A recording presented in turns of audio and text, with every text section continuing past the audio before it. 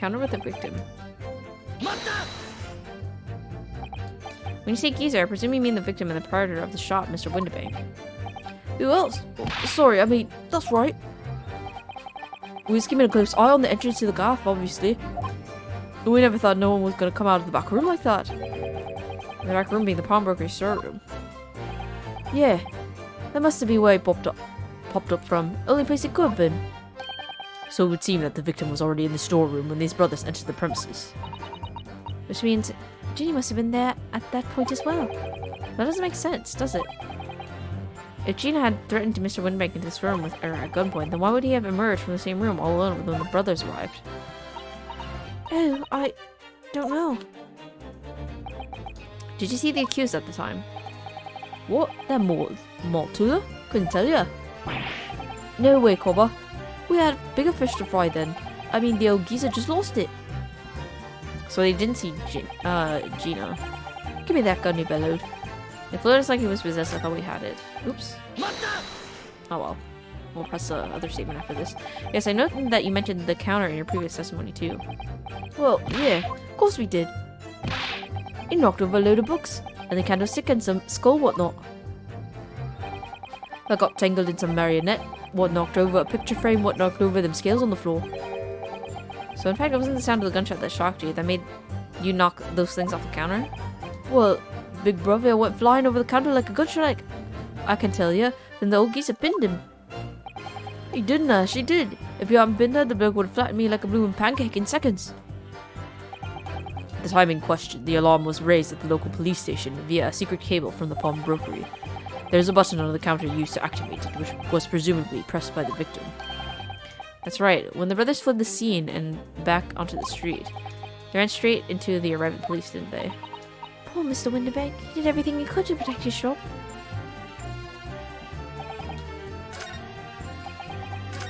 Okay, we're going back.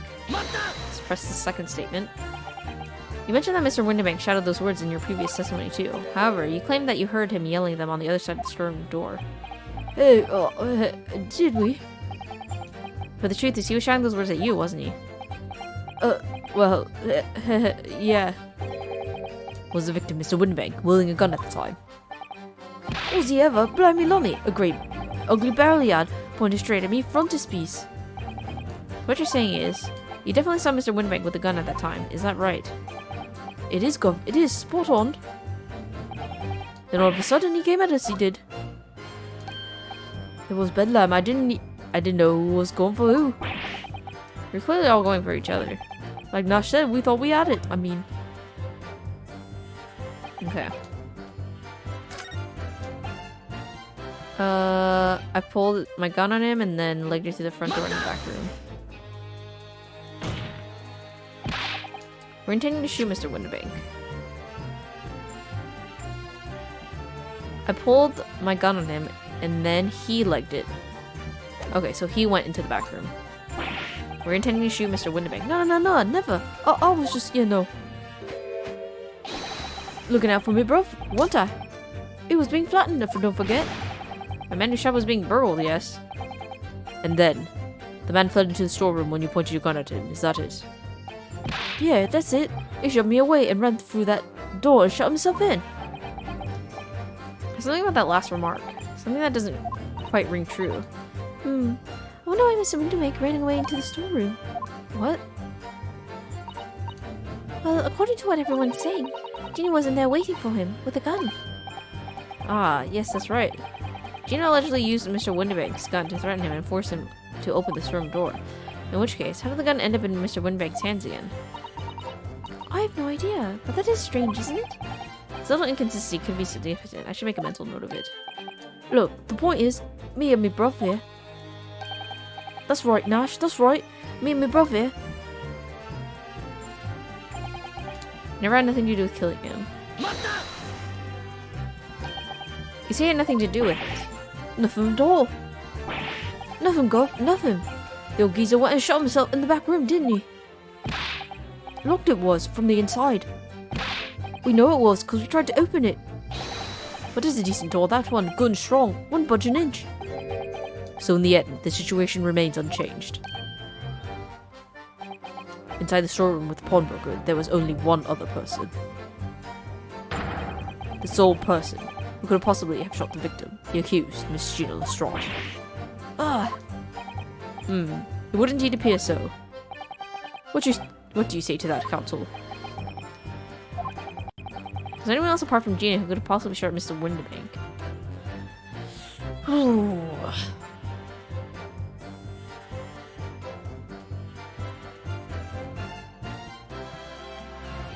I don't know. This is tough. There must have been, though, right?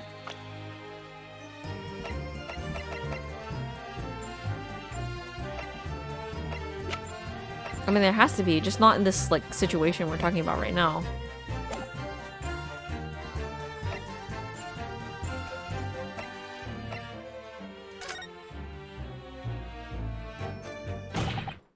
Mr. and Mr. Skulking. Eh? What? What's that look for? From the moment you admitted that you encountered the victim face-to-face that night, the course of this trial changed completely. It did? What is your point, my learned friend? The question we must answer is who could have shot Mr. Windibank? In his belief of the defense that the defendant is not the only possible answer at all.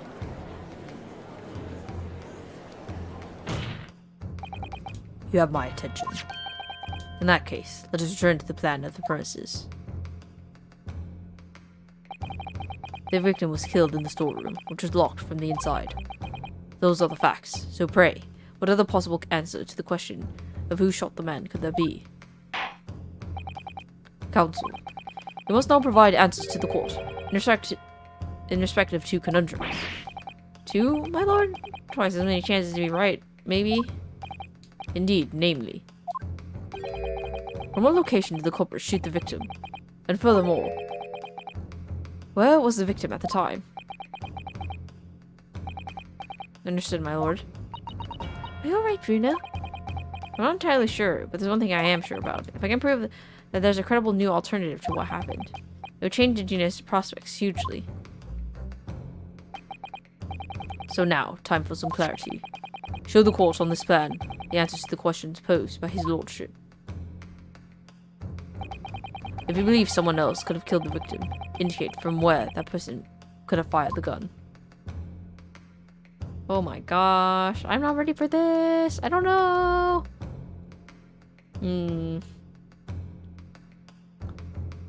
Oh jeez. Oh jeez. I don't know, dude. I don't know.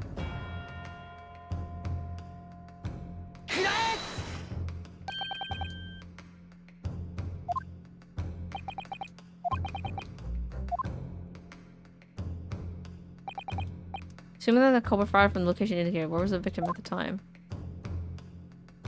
Right here, right?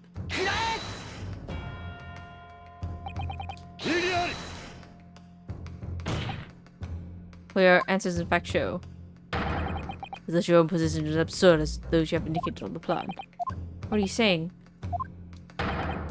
Clearly flawed! Ah! Frick.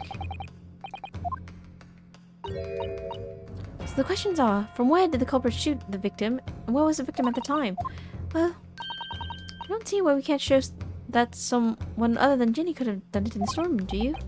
Yes, that's the right way of looking at it, I suppose. Someone other than Gina in the storeroom. What's the best move here? Should I try again or gather more information first? Let's gather more information.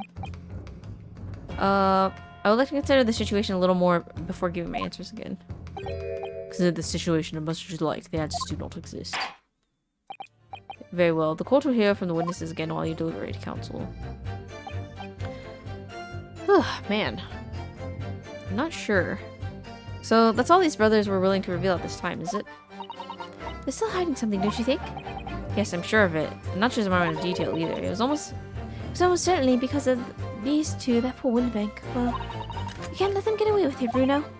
I know, but I get the feeling that there's even less evidence at my disposal this time to prove that they did it. We've come so far.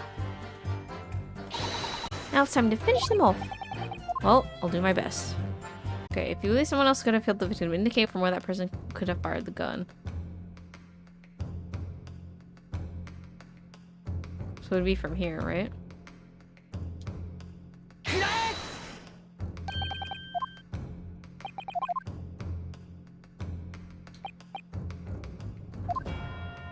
And the victim had to be here.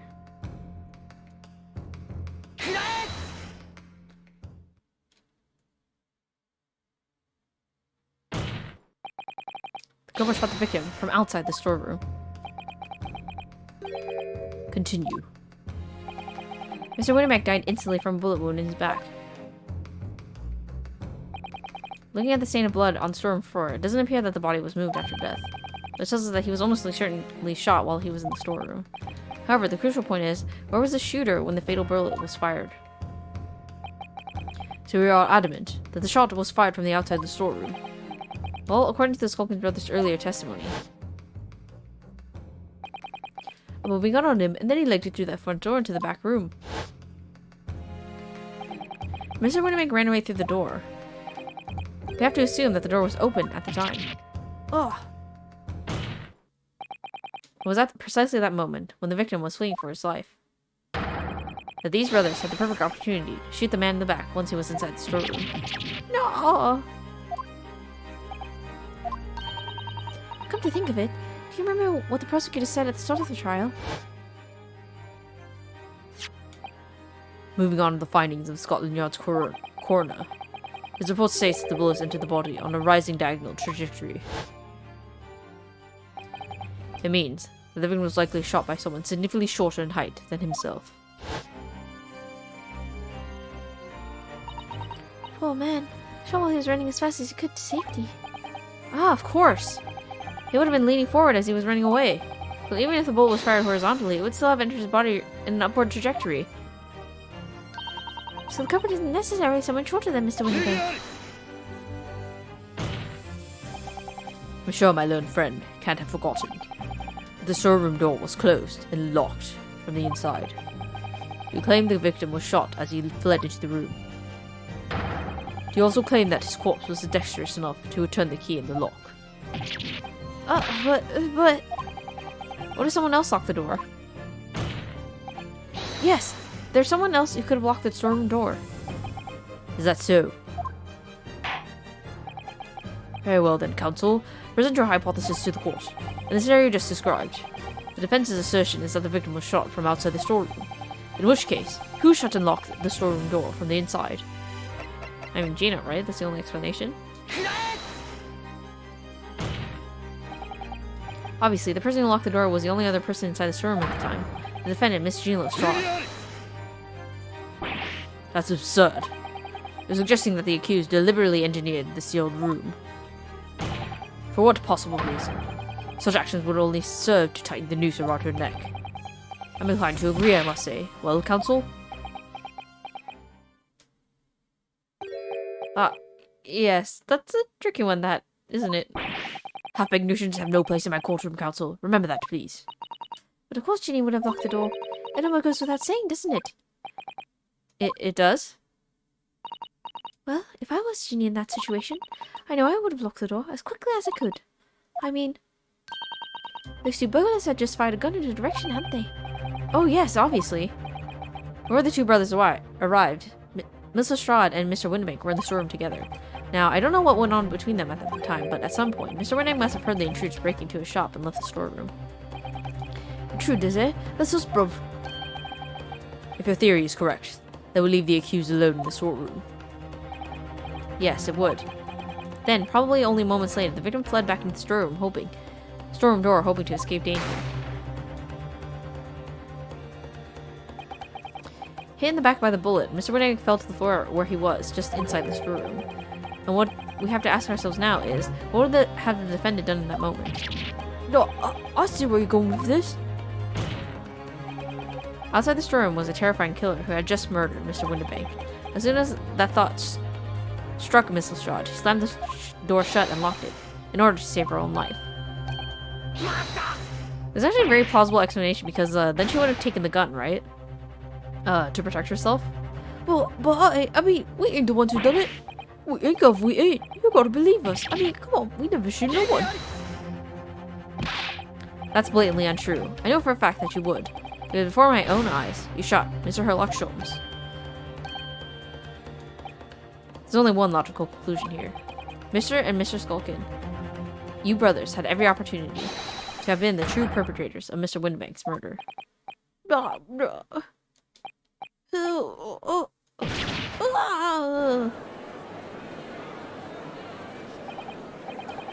Where does this leave us?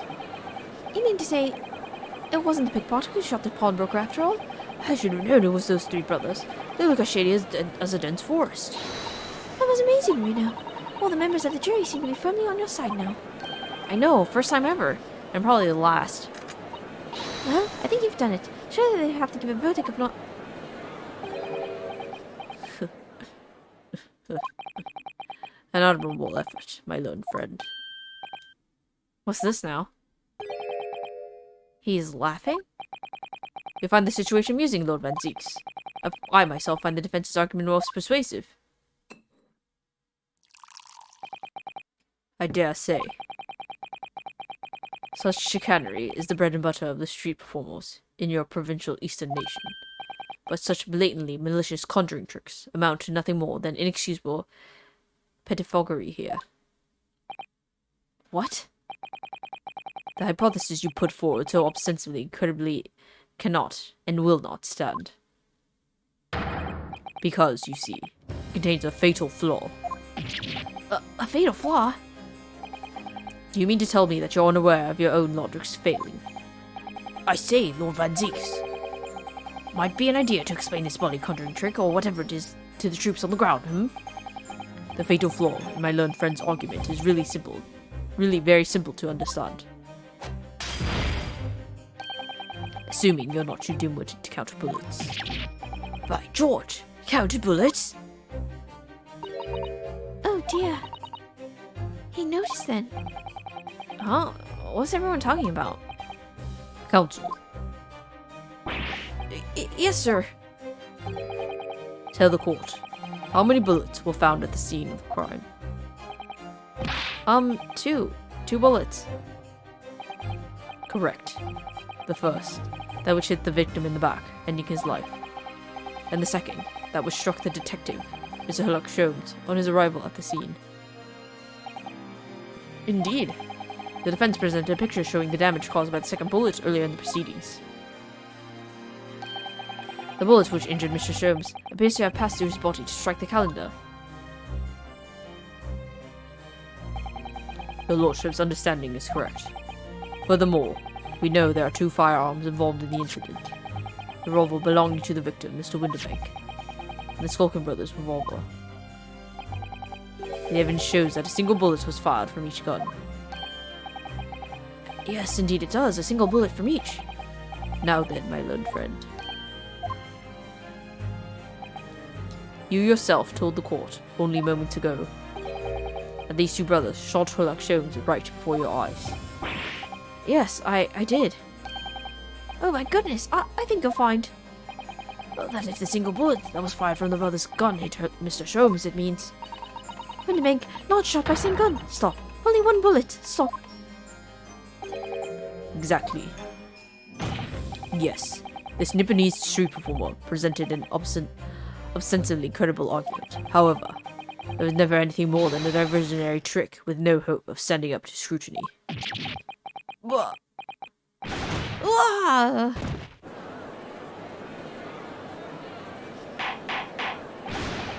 Order! Order! Order! Oh no! Pray forgive the discourtesy of flinging the dregs of this hallowed nectar to the public gallery. Lord Van Zieks! But this court needs to open its eyes. The accused, Miss Sheena Lestrade, is no ordinary little girl. Despite her young years, she can regrettably no longer be described as juvenile.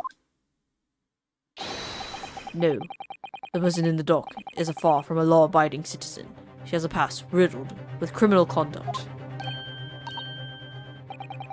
The truth is, the accused broke into the pawnbrokery on the night in question with loathsome intent. As we can see beyond doubt in this print which depicts her threatening the victim with the murder weapon. And I have here in my possession one more piece of evidence the prosecution wishes to present. That disc!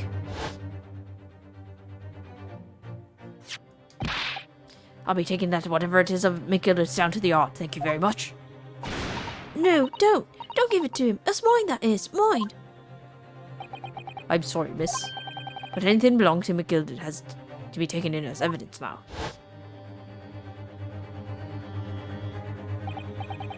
Yes, that music box disc. Mr. McGilda's music box disc. The very day before the hateful murder of Mr. Winterbank, the accused attempted to make off with his article, which clearly doesn't belong to her. With none of the subtlety of a pickpocket, I might add, but by brute force and brazen impudence. Good gracious! Make no mistake, any sympathy for the accused on account of her years is misguided and dangerous. There are no more depths to which this girl would not stoop, if pushed. No crime she would not commit. The court forgets that fact at its peril. I see. I think it would be prudent to take this music box into evidence, counsel, as a grim testament to the defendant's character. Oh, Lord Van Zeeks, Inspector Gregson, what? Yes, Inspector. We had a meeting yesterday at the yard, where the prosecution service ended up... I think it was agreed that the disc wouldn't be used as evidence. What's this all about? Why is the inspector acting strangely? It's the first time he said anything to Van Zeeks at all. I'm unaware of any such meeting. But those were the instructions, right from the top. The government bigwigs were insistent. He's like, I don't care. Inspector, I am the prosecutor, and I alone determine how to present my case. Your warning is noted. Thank you. Ignored. Prosecution wishes to proceed with submitting this disc as evidence, my lord. Indeed, bailiff. Music box disc. A metal disc used to play music in a mechanical music box. On the reverse side is a note that reads for McGilded. Aha, so, guess what? I bet the blood on this is gonna be very significant. And we know whose blood it is. It's that weirdo guy. That tried to, tried to take the coat that Gino was trying to pick up. The prosecution has established its accused's motive, opportunity, and baseness of character. There is nothing more to add.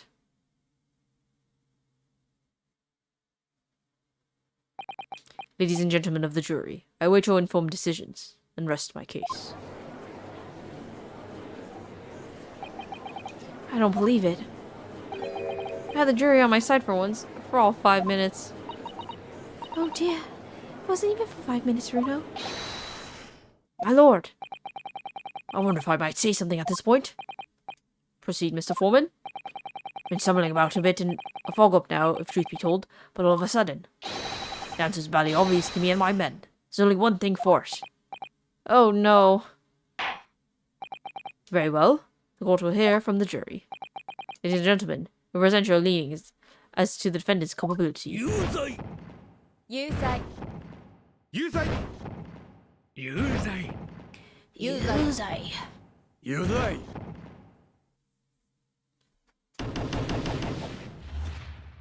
Oh, with the head.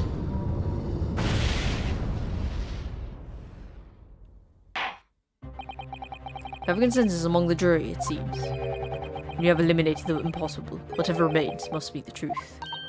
That's my line. I wrote that. Hurley. How dare you use it against us? Don't worry, Iris. I don't think we're finished yet. There's still more to this case than we realize. There must be, because there's one thing that I'm absolutely certain of. Gina didn't shoot Mr. Winterbank.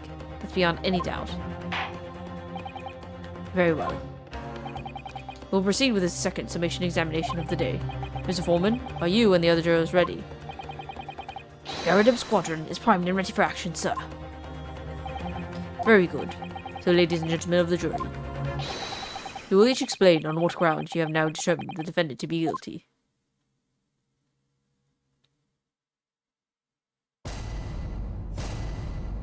Okie dokie. Jurors' contentions. Once a rogue, always a rogue, I say him. Different breed to us law-abiding citizens. As only 2 bullets were found at the scene, I would say the whole case is done and dusted. You don't need a stereoscope to see the truth here. Every which way you look at it, it was that pickpocket. I never imagined that simple operation would cause me such grief. The accused attempted theft on a previous day. I can see I'm in for a busy day ahead. I am a ballistics expert. I've seen many shootings. There is nothing I do not know about guns. It would seem there is little remaining room for doubt. Ballistics expert, that'd be very interesting to know, because we want to make sure the bullets match up with the guns, right? I have to admit, I was rather bowled over by the argument put forward by this chap in black. When that fell apart like a house of cards, I saw that I'd jolly well been hoodwinked. Well, no more. The whole courtroom's turning against me. It's not fair. Iris? That prosecutor's being mean. Just because Ginny's done some things that she shouldn't have done in the past doesn't make her a murderer.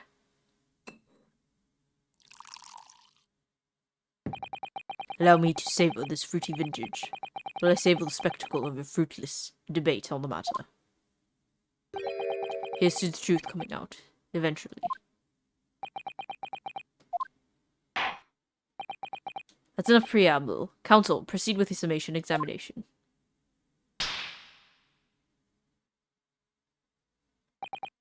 Yes, my lord.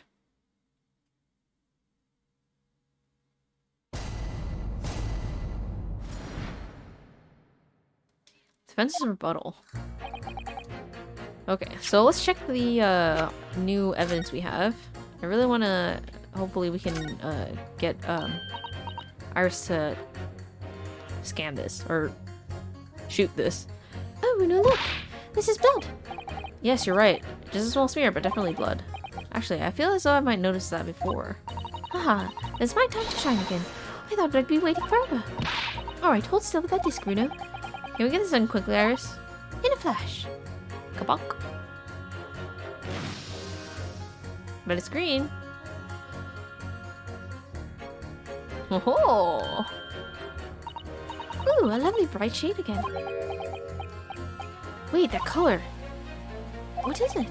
It's just that green. That's not the first time we've seen that color, is it? Blood samples portfolio. Ooh. I knew it. So it proves that he's been at this, he was there that night, which is crazy.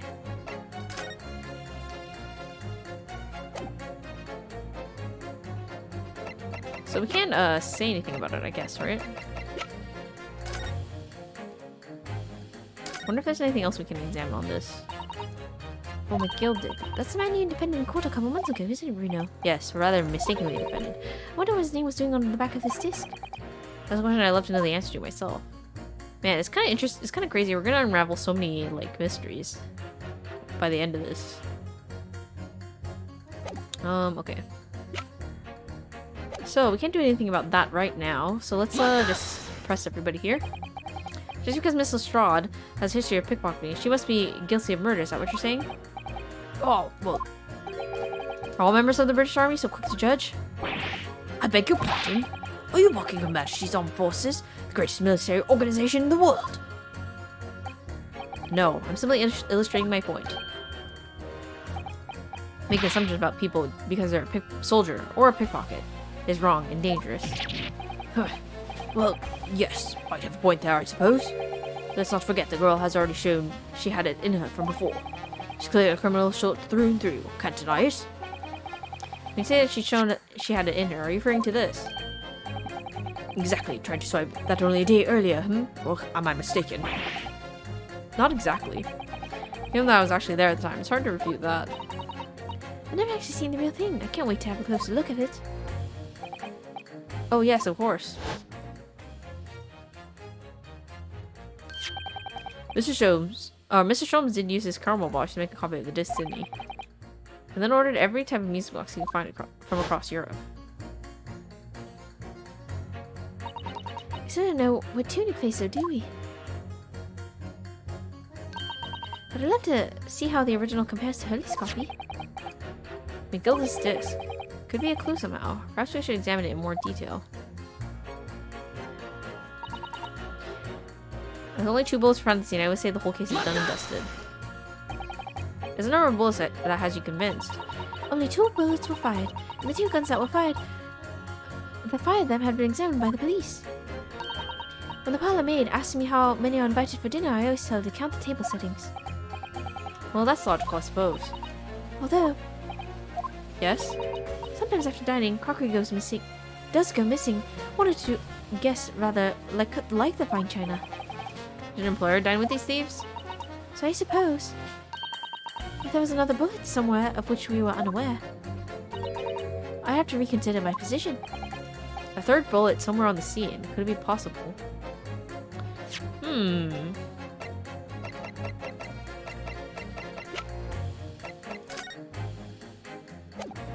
A third bullet on the scene.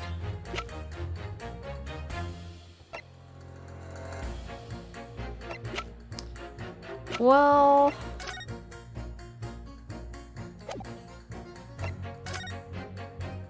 Isn't it possible that,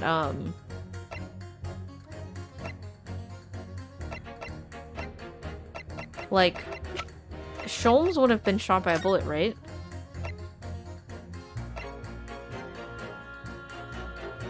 So, if this is not from Sholmes, then the Sholmes' bullet must be in his body, right?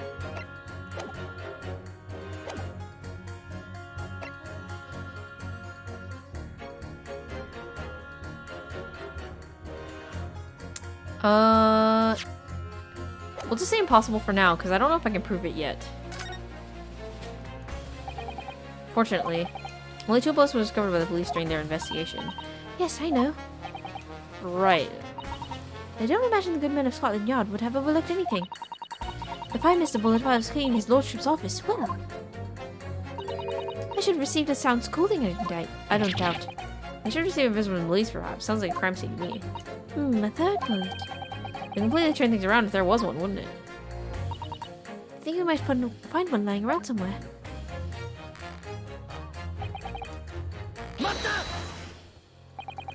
So if I understood correctly, you need 2 pictures, left eye one and a slightly different right eye one.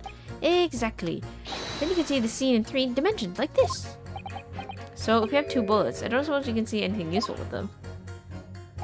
I think you'll find that no matter how much you squint, the truth of the situation always looks the same here. The only person who could have shot the victim is that girl on the dock. How can you be so sure of that? Think about it. The Skulkin brothers shot the great detective, didn't they? Yes, that's been mentioned once or twice. Well then, sure it's coming into focus now, isn't it? This is a waste of time. I'm not going to change this man's mind anytime soon. Okay. So, I was thinking about it, but I guess at the maid's conversation, we can probably present, hopefully, the bullet on the calendar. Maybe that will work. So we'll try that after we impress everybody here. Would you please stop wondering about things that have nothing to do with this trial, sir? The defense's life is on the line here. Well, the thing is, I couldn't really say that has nothing to do with this trial, to be honest. Huh? I mean, there's no question that this man was shot. The bullet simply vanished from his stomach. There's no question that the man was shot, but the bullet had vanished from his stomach.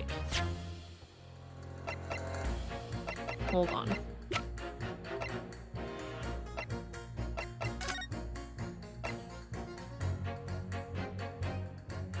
Enter from the back. So is he talking about Sholmes?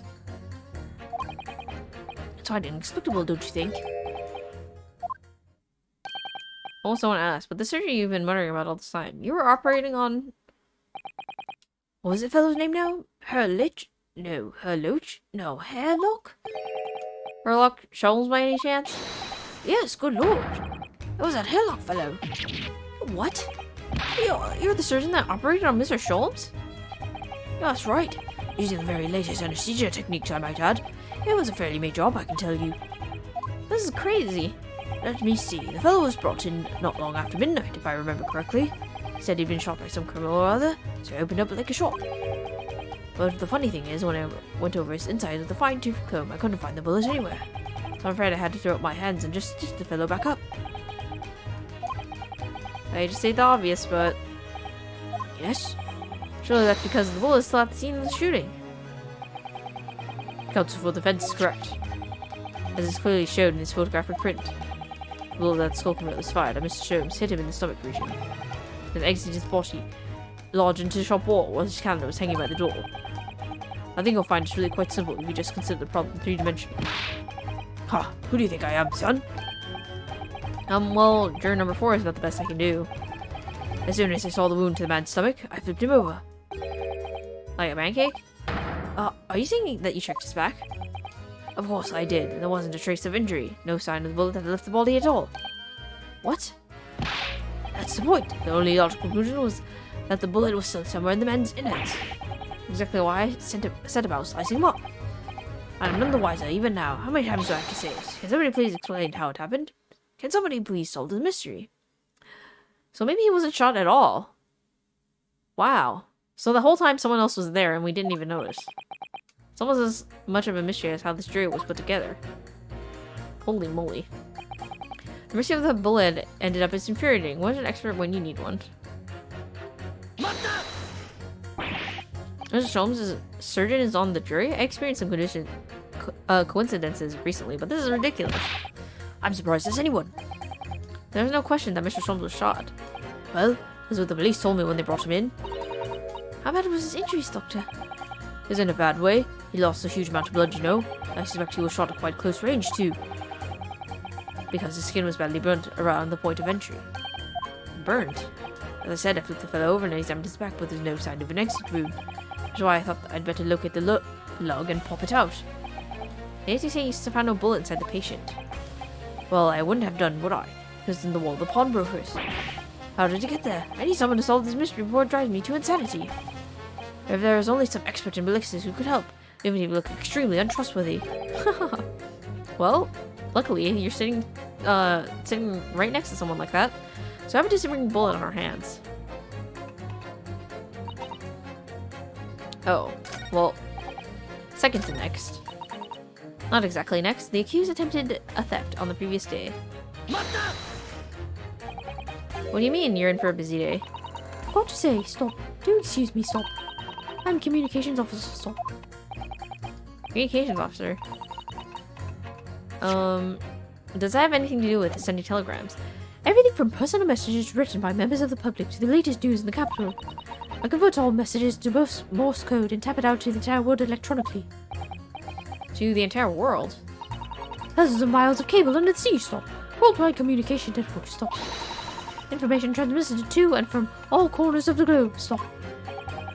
Ah, yes. She was getting equally worked up about radio waves or the like before, wasn't she? I specialize in communicating information from government departments and newspaper offices. I see. I'm sure I shall have to wire the newspaper reports of today's guilty verdict later, so no sleep for me tonight, I imagine. Let's just finish the trial first, shall we? Alright, ballistics expert. I thought you were just a tourist? Good day. I am visiting from London for sightseeing. I would like to take bus to Crystal Tower, please. There's no way he's just a visiting tourist. So, you're a ballistics expert? Who knew? I have much experience with guns. Ah. I have lived through many, how do you say, extreme, violent, bath of, blood of, extremely violent bloodbaths, perhaps. Those extreme, violent bloodbaths. English is very difficult tongue. Considering the sort of people you associate with, I'm surprised you still have a tongue. Anyway, if you have questions about the bullets and guns, you ask me. There's nothing I do not know. No mystery I cannot solve. He's very confident in his knowledge for guns, that's for sure. But, if possible, please, only in interesting language. He's not very confident in his knowledge of English, though, is he? No, still, we should bear in mind. He's our man if there's a mystery about guns or bullets. Venzi's managed to convince everyone. We haven't eliminated the impossible, he said, but he hasn't. If we're going to fight back, we need more material, and we have to fight back. We have to turn this trial around again. Okay, so I'm guessing we have to pit people against each other, right?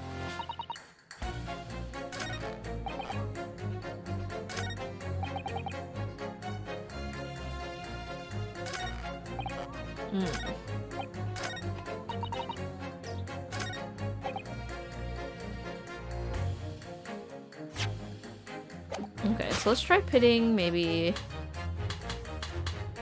Only 2 bullets were found at the scene. So probably this, right? Because it seems clearly to contradict the idea that all I do is pit jurors against each other. Oh, a ballistics expert. Pitting. P-I-T-T. The night in question, Mr. Sholmes was shot by one of the Skulkin brothers. Since there's no sign of an exit wound in his back, we assume the bullet didn't pass through him. However, no bullet was found lodged in Mr. Sholmes' body either. Furthermore, a bullet was found lodged in the wall of the shop where Mr. Sholmes was shot. Juror number 6. Hello, my name is Vito. Pleased to meet you. There's apparent contradiction in the facts that is so clearly troubling juror number 4. Are you able to explain the mystery? I have seen a very simple situation in Motherland. It was night. There was blizzard. I was running away from a long mountain road in freezing cold. Golly! The snow was piling high on both sides of the road. It was very narrow and dangerous. My pursuers had hunting rifles and they were on dog sleds. Mental note, don't ask too many questions. I was shot from behind, and I fell down in snow. And this situation was very similar to what I heard today from the doctor. They could not find bullet in my body. No sign of, how do you say, exit wound. Then, where did the bullet go? Bullet never hit me. Well, if it never hit you, then why did you fall down? Bullet hit a frozen wall of ice, very close to my side. What? One small piece, very sharp, broke away from a lump of ice and pierced my body. It made a deep wound that looks just like bullet wound. Good gracious. Of course, a piece of ice quickly melted inside me. And that's the solution to mystery of disappearing bullet. Wow. But that doesn't answer the question at all. The shooting happened in the pawnbroker's shop. Not some snowy mountain road on another country. Just an idea, but we might not be looking at exactly the same scenario here. You know. Where exactly was Hurley shot again? Well, according to the report, in his stomach. Sort of around this area, I think. Well, that's precisely where he always wears a little pouch on his belt. A pouch? Exactly, I might have noticed something like that. Yes, a pouch. That's where he keeps 3 glass vials of very dangerous chemicals he uses in his investigations. What? Really? Doctor, where's the pouch Mr. Sholmes was wearing? Well, the fellow had nothing like that on his person when he arrived at the hospital as far as I remember. If I may. Lord Van Zeeks? While I realize it is forbidden for the prosecution to interject during a summation examination, I should inform the defense that I have a pouch in question in the antechamber outside the courtroom. Sorry? As I understand it, when the police arrived on the scene and found Mr. Sholmes injured, they removed the pouch in order to assess the wound. Oh, thank goodness. I thought I was getting forgetful for a moment. Since then, it has been in my safekeeping along with all other evidence relating to the case. Lucky for us. I can personally vouch for the fact that it has not been touched since the incident occurred. Very well. While extremely unconventional during a summation examination, I must demand the prosecution present the item in question with all speed. Bring forth Mr. Herlock Sholmes' pouch. I see. So this is the pouch worn by Mr. Sholmes on the night in question, is it? Look at that. One of the vials is broken and the leather around it is scorched black. It's almost as if the vial exploded. Exploded? So, that night, the bullet from the Skulkin brothers' gun struck Mr. Sholmes' pouch. And it was the last vial exploding that caused the fellow's injury. This bullet did not penetrate the victim, but was deflected into a wall of shot. Oh. So there isn't a second or third bullet. At least as far as we know so far. Delightfully complex of river. Well, it would appear one mystery has been solved at least. Though it has no bearing on the truth of this case. The bungling and burgling brothers shot the detective, and the accused shot the pawnbroker. The pertinent facts of the case remain unaltered. Ugh. But at least the mystery is solved. I can sleep easy tonight. Thank you, young man. Oh, thank you very much. Glad I could help. Due to his bearing on the conundrum just solved, Walter was sequestered this scruffy pouch as evidence. This pouch isn't scruffy. Sholmes' pouch, the pouch Mr. Sholmes was wearing around his waist at the time of the shooting. One of the glass vials is smashed, and there are scorch marks around it. Okay, let's take a quick look.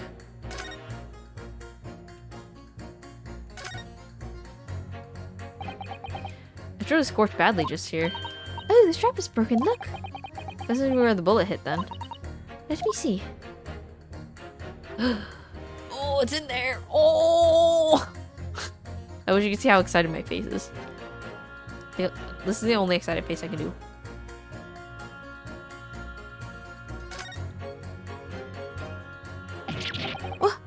What the? Iris, look. Right where the broken vial was. Do you see it? That's Coken Brothers' bullet.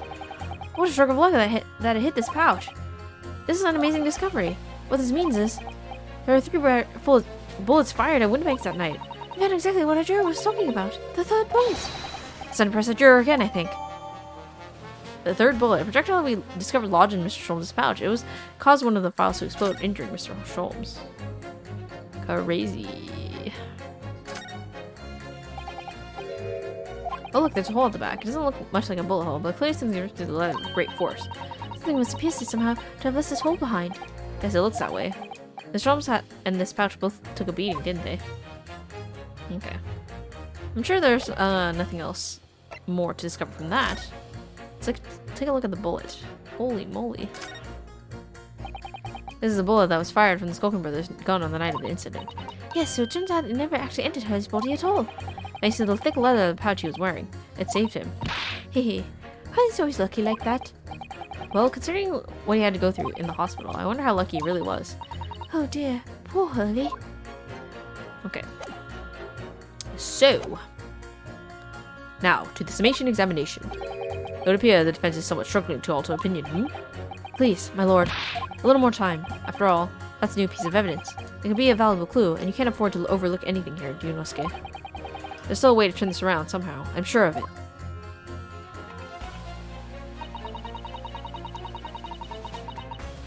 Okay, so we have the third bullet, literally.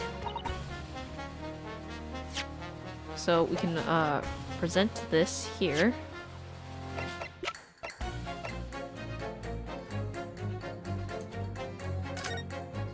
Oh, I guess I have to pit, right?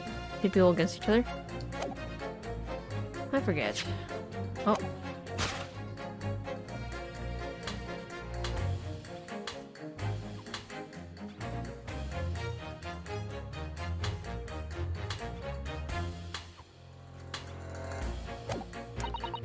Maybe we just press the new conversation first. Just so we make sure we don't mess up anything. I ask you to reconsider your leaning, sir. Oh no, that's another matter entirely. Sorry? All I can think about for the moment is this wonderful sense of release I have that the mystery is solved. I need some time to let that sink in before I could possibly consider anything else. Alright. I thought Sir just had to be able to think quickly. Perhaps we should leave him alone and now while he saves us in a piece and focus on some of the other jurors. I suppose we'll have to. I wish I had a chance to experience inner peace sometimes. Okay. I just remembered, talking to the maid, we get the choice of talking about the third bullet. So let's do that. Excuse me, let me get some water here. See if we can do this with one hand.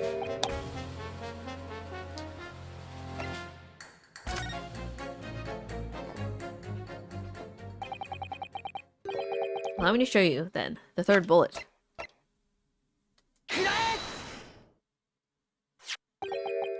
Here it is. We discovered it just now. Yes, on the night in question, in Windibank's pawnbrokery, another bullet was fired. What is this new trickery, you Nipponese conjurer? Where did you find that bullet? It was lodged inside Mr. Sholmes' pouch. What? This pouch was removed from around Mr. Sholmes' waist before he was taken to the hospital, and since then, it has been touched by no one. Do you mean to say this shot fired by the Skulking brothers that night? Yes, as your lordship has surmised, it hit this pouch. But that makes no sense whatsoever.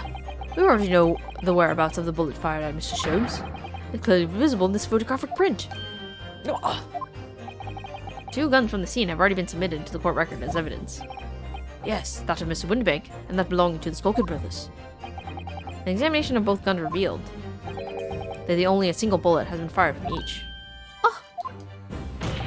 What? But that must mean... That's right.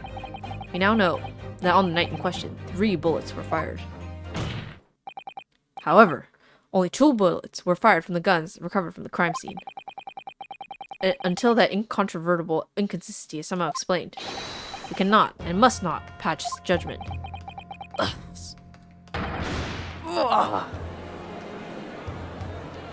So there was a 3rd gun. As logic would conclude. Well, the summation examination remains incomplete. The court has been presented with new facts. Facts that would appear to shake the very foundations upon which the case against the defendant has been built.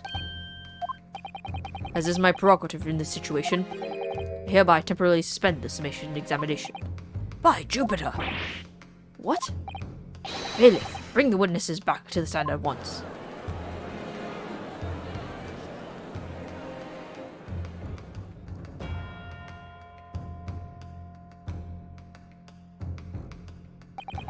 Witnesses. Governor! Were you listening to the proceedings while the defense carried out the summation examination? We was, Governor, we was. Perhaps we can dispense with the tedious preamble. Simply answer this one question. A 3rd bullet has been identified at the scene of the crime. What do you make of that? Make of it, Gov? I didn't make no... Is it one of yours? Go blind me, Gov, go blind me. Not a chance. In that case, did you have an accomplice? What? What? Never. The Skulking brothers work alone. That's just the 2 of us. That's a trademark. How soon we forget poor Sulky. Only 2 of the bullets from the crime scene originated from the firearms we have in evidence. The 3rd bullet was fired from another gun. Where is it? I mean, the head scratcher. Counsel for the defense? Yes. I'd like to hear your thoughts regarding these new developments. The 3rd bullet, the mysterious missing firearm from whence it came. Thinking back over all the testimony we've heard, and all the evidence we've seen, I think I'm starting to form a picture of what really happened that night. My lord, I think it's clear what this 3rd bullet tells us about the Skulking brothers. It has nothing to do with them. I believe it has nothing to do with them. Huh? No, sure. That's right. Yeah, nothing to do with us, Gov. It seems that 1 bullet was fired from each of the 2 guns already known to the court. The logical conclusion, therefore, is that on the night in the question at Mr. Windibank's pawnbrokery, there was another person present in possession of a 3rd firearm. Whilst the brothers may have nothing to do with the 3rd gun or the bullet fired from it, it's inconceivable that they had nothing to do with the 3rd man. Yes, the brothers were working with an accomplice who was carrying a gun.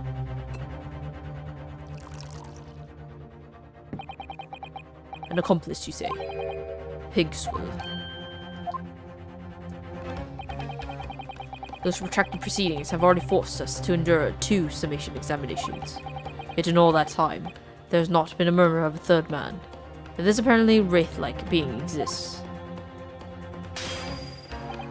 The court must be shown hard evidence. Without it, this fantasy will be crushed. We do have that, though. Ha ha ha ha ha. Prosecution demands answers on 2 counts. Firstly, proof, evidence that this accomplice was ever at the scene of the crime. And secondly, the identity of the spurious character. Skulkins are lying. I know that. But how can I ascertain the identity of the person they're hiding? Well, counsel? I'm supposed to prove the existence of this accomplice, and reveal the person's identity even. In response to the prosecution's demands, my lord, the defense is ready to present answers. The defense is ready. I believe I can provide all the answers the prosecution demands. So, my Nipponese friend, despite the swimming eyes, you seem to think you have something to say. This promises to be interesting. I have to push forward now. There's no other option. I need to use every single piece of evidence available to me if it will make a difference. In that case, counsel, I would ask you to present the evidence without delay. On the night in question, in the moments leading up to the death of the victim, what proof do you have that there was a third intruder present at the scene? The blood. The evidence is right here in this portfolio. Jove, that portfolio again, is it? Do you expect the court to rifle through your papers itself? Be more specific. You claim one of those blood samples proves the presence of this third intruder. Well, which one is it? Ba-bam. What am I looking at here? There appears to be some sort of green paint or such like around the bullet hole in the middle of the calendar. That's a blood stain, my lord. A blood stain? Green blood? Curious, even for you. This is a court to understand that the intruder was some sort of unhuman creature. It's something developed by Mr. Sherlock Holmes. By the great detective. New invention, stop. Not yet appeared in stories, stop. It's this, you see. It doesn't have a name yet, though. This Fogo sprays a chemical that reacts with the different elements in people's blood to change its color. Different elements? Of people's blood? Yes. Everyone's blood is slightly different, you see, because it's made of different elements. So by seeing what color changes to, you can tell in a flash whose blood it is. Ooh, that brings a whole extra dimension to looking at blood. Dog blood and courtroom stop. Very exciting stop. As an example, this one shows the blood of the victim, Mr. Winterbank. Ah, a striking blue. Yes, so you see, the green color of this blood stain on the calendar shows that somebody else was shot in the main part of the shop.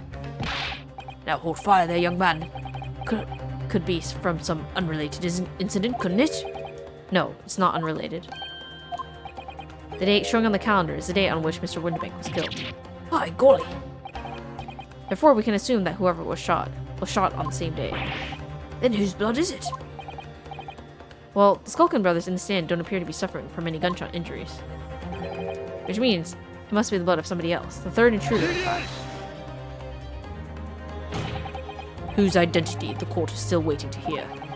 You can't delay this any longer, my learned friend. Who is the alleged third intruder?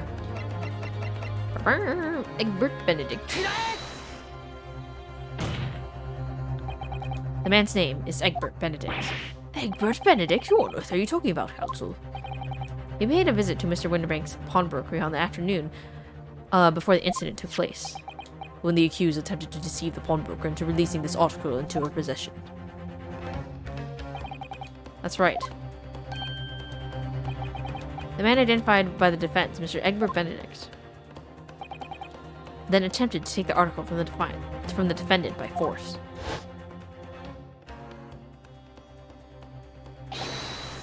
Roga. Yes, sir. I believe this filthy pocket thief has just redeemed an article from you, no? Yes, the article in question belongs to me. I demand for it to be returned at once.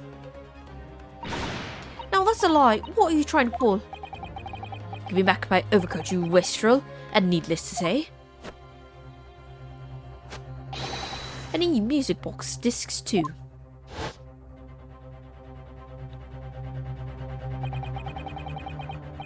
Inspector Gretchen was there at the time and can attest to what happened. In the end, it was the inspector himself who took the disc. Can you corroborate this account, Inspector?